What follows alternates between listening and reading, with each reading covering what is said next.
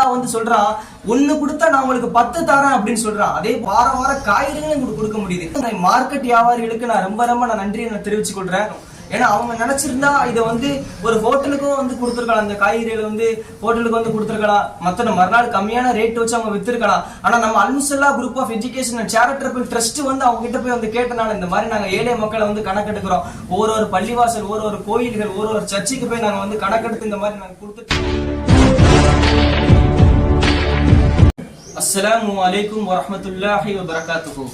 இந்த காணொலியை பார்க்கக்கூடிய உங்கள் அனைவர்கள் மீதும் ஏக இறைவனுடைய அல்லாஹ்வுடைய சாந்தியும் சமாதானமும் உங்கள் மீது என்றென்றும் நின்று நிலவற்றுமாக அல்லாஹ்விடத்தில் நான் பிரார்த்தனை செய்கின்றேன். வார வார காய்கறிகளும் உங்களுக்கு கொடுக்க முடியுது. மார்க்கெட் வியாபாரிகள் வந்து இதுக்கு நம்ம வந்து அவங்களுக்கு நம்ம பெரிய ஒரு நன்றி செலுத்துறோம்.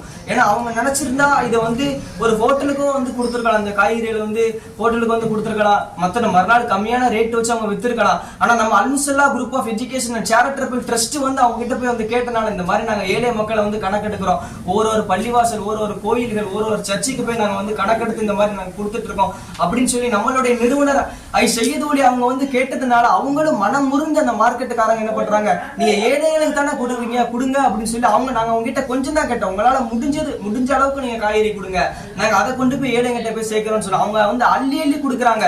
அதாவது அல்லாஹ் வந்து சொல்றான், ஒண்ணு கொடுத்தா நான் உங்களுக்கு 10 தரேன் அப்படின்னு சொல்றான். அதே போல அவங்க வந்து அவ்வளவு இது அள்ளி கொடுக்குறாங்க. நீங்க வந்து ஏழைகளுக்கு கொடுங்க, என்னுடைய இருந்து நீங்க ஏழைகளை கொண்டு போய் கொடுங்க, அவங்க வந்து ஏழைங்க சாப்பிட்டுட்டு போட்டோம் அப்படின்னு சொல்லிட்டு.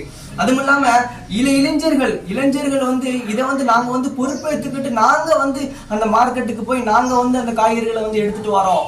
எங்களால பண அளவுல எங்களால உதவி செய்ய முடியாட்டியும் நாங்க வந்து இளைஞர்களே வந்து சொல்றாங்க, நாளைக்கு அல்லாஹ் எங்ககிட்ட கேள்வி கேப்பா, உன்னுடைய வாலிப பருவத்தின் எவ்வாறு கழிச்சா எப்படின்னு கேட்கும் போது நான் அல்லாஹ் கிட்ட பெருமையா சொல்லுவேன், யா அல்லாஹ் நான் ஏழைகளுக்கு உதவி செஞ்சு நான் என்னுடைய வாலிப பருவத்தை கழிச்சேன் அப்படின்னு சொல்லிட்டு. அப்ப அந்த மார்க்கெட்டுக்கே போய் நம்மளுடைய இளைஞர்கள் போயிட்டு அவங்களுக்கு காய்கறிகளை வாங்கிட்டு வந்து இங்க உள்ள மக்கள் இருக்கக்கூடிய மக்களுக்கு வந்து விநியோகம் பண்றாங்க. அந்த மார்க்கெட் வியாபாரிகளுக்கு நான் ரொம்ப நன்றி செலுத்தணும். அதுவும் இல்லாம இந்த இளைஞர்களுக்கு நான் ரொம்ப நன்றி செலுத்தணும்.